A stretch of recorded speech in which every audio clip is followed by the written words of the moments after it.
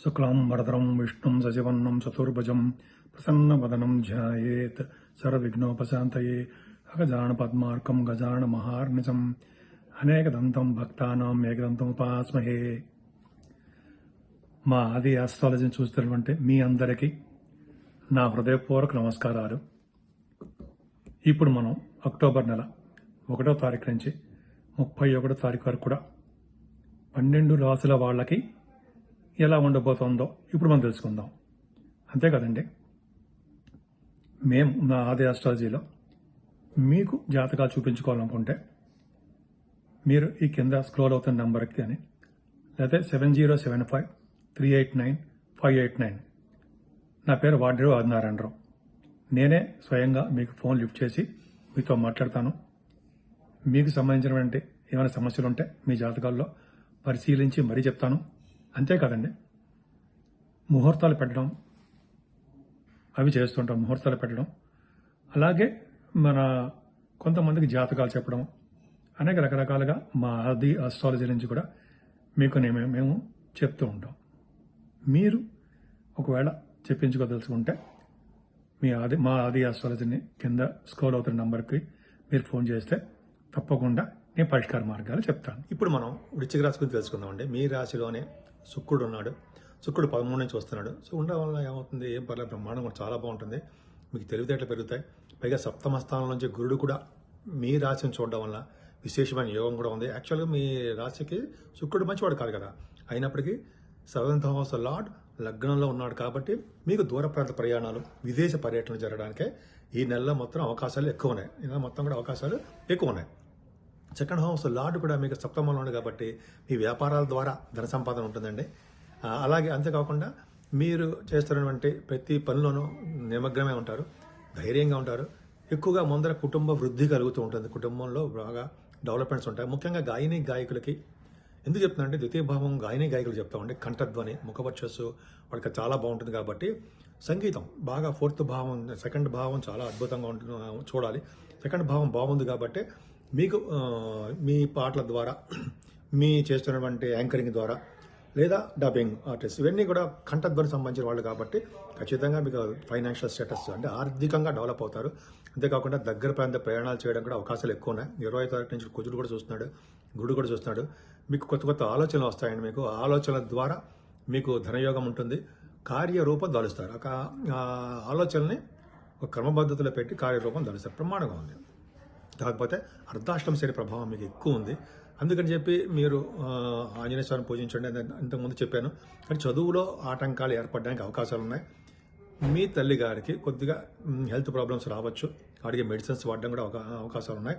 ఏదైనా ల్యాండ్స్ విషయంలో కానీ, లేదా అంటే భూములు, లేకపోతే ఇళ్ళు, ఇవన్నీ కూడా ప్రాబ్లమ్స్ రావడానికి అవకాశం ఉంది. వ్యవసాయదారులకు మాత్రము పంటలో నష్టం రావడానికి అవకాశాలు ఎక్కువ. ఏదేమైనా పంచమ భావంలో రాహు అంత మంచి ఫలితాలు ఇవ్వడండి. ఎందుకంటే పుత్రిక సంతానం యోగం కలిగిస్తాడు. సంతానం విషయంలో కొద్దిగా ప్రాబ్లమ్స్ క్రియేట్ చేస్తూ ఉంటాడు. పైగా ఆయన జలతత్వ రాశిలో ఉండడం వల్ల అంత మంచి ఫలితాలు మాత్రం ఏమి ఇవ్వడు. సప్తమ స్థానంలో గురుడు మాత్రం బాగున్నాడు. మీకు 10వ తారీఖు నుంచి, అక్టోబర్ 10వ తారీఖు నుంచి కూడా ఆయన మీకు కొద్దిగా ఇబ్బంది కలగకుండా మంచి మంచి యోగాలు కలిగేట్ చేస్తాడు. శుభకార్యాలు చేయడము, పెళ్లిళ్ళు కుదరడము, అలాగే మీ బిజినెస్ పార్ట్నర్స్ అద్భుతంగా బాగా రాణించడము, మీకు వాళ్ళందరూ కూడా బిజినెస్ పార్ట్నర్స్ కూడా మీకు సహాయ సహకారాలు అందించడము చాలా చాలా బాగుంది. అష్టమంలో కుజుడు, మీ స్థానం, మీ రాష్ట్రాధిపతి అష్టమ స్థానం ఉన్నాడు. మంచిది కాదండి. కాకపోతే ఆ భావాన్ని మాత్రం వృద్ధి చేస్తాడు. తలవంతరంగా వచ్చే ఆదాయాన్ని ఇస్తాడు, ధనాన్ని ఇస్తాడు. కాకపోతే ఏంటంటే యాక్సిడెంట్స్ ఇవ్వడానికి అవకాశాలు ఉన్నాయి. అంటే దెబ్బలు తగలడము అవి జరుగుతాయి. కానీ అందరికీ కాదు, ఏమీ భయపడాల్సిన అవసరం లేనేలేదు. మన జాతక ప్రకారం కూడా ఆధారపడి ఉంటుంది. కాకపోతే ఇక్కడ భాగ్యస్థానంలో మాత్రం కుజుడు ఉన్నాడు. అంటే నీచ స్థితిలోకి వచ్చేస్తాడు. 20వ తారీఖు నుంచి 20th అక్టోబర్ నుంచి నీచ స్థానంలో కుజుడు. అంటే శత్రు భయం మీకు బాగా ఉంటుందండి.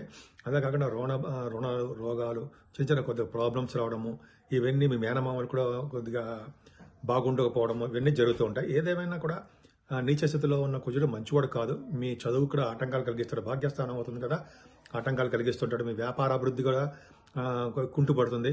అంతేకాకుండా మీకు ల్యాండ్స్ ఉంటారు కదా, ల్యాండ్స్ బిజినెస్, వాటిలో కూడా కొంచెం ప్రాబ్లమ్స్ వస్తాయండి, వివాదాలు ఉంటాయి. అంటే రియల్ ఎస్టేట్ రంగం ఉంటాం కదా, భూములు, కుజుడు భూకారకుడు కాబట్టి కొద్దిగా ప్రాబ్లమ్స్ రావడానికి అవకాశం ఉన్నాయి, కొద్దిగా జాగ్రత్తగా చూసుకోండి. అందుకని కుజుడు కారకత్వంలో కుజుడికి సంబంధించిన పూజలు చేసుకున్నా, కుజుడి యొక్క ఆరాధన చేసుకున్నా, కుజుడి కళ్యాణం చేసుకున్నా అద్భుతమైన ఫలితాలు ఉంటాయి. దశమ స్థానాన్ని కూడా శని చూస్తాడండి. శనిని చూడడం అంత గొప్ప విశేషం మాత్రం కాదు. అంటే మీ ఉద్యోగ భద్రత లేకపోవడము, ఉద్యోగాలు పోవడము, ఉద్యోగం కోసం ప్రయత్నిస్తూ ఉండడము, ఆడవాళ్ళకి చెప్తున్నానండి. ఇంటర్వ్యూస్ కూడా వెళ్తూ ఉంటారు మీరు, ఇంటర్వ్యూస్లో సక్సెస్ కాలేకపోవడం ఇవన్నీ జరుగుతుంటాయి. కానీ శని కారకత్వాల్లో ఉన్నటువంటి ఉద్యోగస్తులకు మాత్రం చాలా బాగుంటుంది. ఈ సింగరేణి కాలేజ్ కానీ, కొంతమందికి ఏమో రియల్ ఎస్టేట్ సాఫ్ట్వేర్ రంగం ఉంటుంది సార్. రియల్ ఎస్టేట్ సాఫ్ట్వేర్ రంగాలు, ముఖ్యంగా సాఫ్ట్వేర్ రంగంలో ఉన్న వాళ్ళకి కూడా కొద్దిగా ప్రాబ్లమ్స్ వస్తాయి. అయినప్పటికీ వాళ్ళు సక్సెస్ అవ్వడానికి అవకాశాలు ఉన్నాయి. ఎక్కువగా అవకాశాలతో పాటు వాళ్ళకి ధనయోగం కూడా ఉంది. ఏదైనా లాభస్థానంలో రవి బుధ కేతువులు, ఇది చాలా బాగుందండి. 10th హౌస్ లార్డ్ రవి బుధులు కలిసి ఉండడం లాభస్థానంలో గొప్ప విశేషము. అంటే మీరు చేస్తున్న బిజినెస్లో కానీ, మీరు చేస్తున్న వ్యాపారాల్లో కానీ ధనము వస్తుంది, లాభాలు వస్తాయి. కేతువు లాభస్థానంలో ఉండడం గొప్ప అదృష్టము. పైగా గురుదృష్టి ఉంది, రవి బుధులకి గురుదృష్టి ఉంది. అక్కడ బుధుడు కూడా ఎగ్జాల్టేషన్ ఉంటాడు. బుధుడు ఎగ్జాల్టేషన్లో ఉండడం మంచిది, మీకు మంచిది కాదు, కానీ ఉచ్చ స్థితిలో ఉంటాడు బుధుడు. అదే 9వ తారీఖు వరకు ఉంటాడు.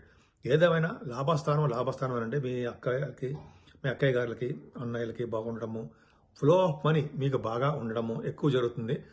ముఖ్యంగా బంధువులంటే ఇష్టపడుతుంటారు. దైవ సంబంధమైన ఖర్చులు ఎక్కువగా చేస్తుంటారు. 11వ భావానికి గురుదృష్టి కూడా ఉంది కాబట్టి చాలా చాలా బాగుందండి. మీ జాతకంలో 11వ భావం అక్టోబర్ నెలలో చాలా అద్భుతంగా మంచి బాగా రాణించే యోగం ఉంది. 12వ భావంలో బుధ శుక్రులు, అంటే శుక్రుడు ఇక్కడ కాంబినేషన్ బాగున్నాడు. అంటే ఆల్మోస్ట్ మీకు 30వ తారీఖు వరకు ఉంటాడు. అంటే సరే ఏదేమైనా 12వ భావంలో శుక్రుడు మంచిగా చేస్తాడు తప్ప చెడు చేయడు, విమల యోగాన్ని ఇస్తాడు. రవి బుధుడు కలిసి ఉన్నారు. అంటే 10వ తారీఖు నుంచి బుధుడు, 17వ తారీఖు నుంచి రవి, ఇవన్నీ కాంబినేషన్ వస్తాయి. ఏదైనా రవి బుధులు వ్యవహారం ఉన్నా కూడా మీకు మంచివాడికి మాత్రమే ఖర్చు చేస్తుంటారు. ధనం ఖర్చు ఉంటూ ఉంటుంది. కానీ 10th హౌస్ లార్డ్గా ఆయన వైభవంలో ఉండకూడదు. అంటే మీకు రావాల్సిన ప్రమోషన్స్ ఆగిపోతూ ఉండడము, ఇష్టం లేని చోటకి ట్రాన్స్ఫర్స్ అవ్వడము, ఇవన్నీ జరుగుతూ ఉంటుందండి. ఏదేమైనా మీరు ఈ నెలలు కూడా అమ్మవారిని పూజించండి. నెలలో దసరాలు వస్తున్నాయి. చండీ హోమము, కుంకుమ పూజలు లాంటివి చేయించుకుని ఉంటే అద్భుతమైన ఫలితాలు మీరు పొందుతారు. 12 రాసులు నుంచి వాళ్ళకు కూడా అందరికీ కూడా మనం ఈ నెల మొత్తం అక్టోబర్ నెల మొత్తం కూడా చేసుకోవాల్సిన పూజలు మీకు ఆల్రెడీ తెలుసు. అమ్మవారి పూజలు, మనకి దసరాలు వస్తున్నాయి. దసరాల్లో విశేషంగా 9 రోజులు పూజించి అమ్మవారి నైవేద్యాలు కూడా పెట్టుకుందాం. సో ఇలా పూజించడం వల్ల ప్రతి రాశి వాళ్ళకి వాళ్ళ యొక్క గ్రహాల రీత్యా గ్రహ బాధలు కూడా తొలుగుతాయి.